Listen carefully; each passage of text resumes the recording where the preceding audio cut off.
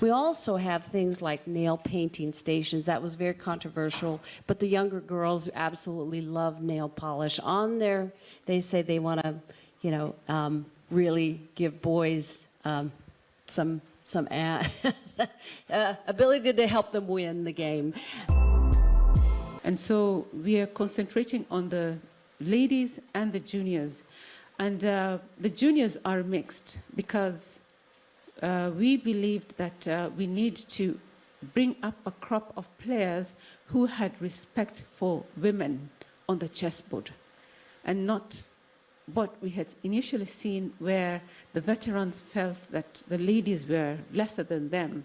So the young players that we have are now able to play with the girls on an equal playing field.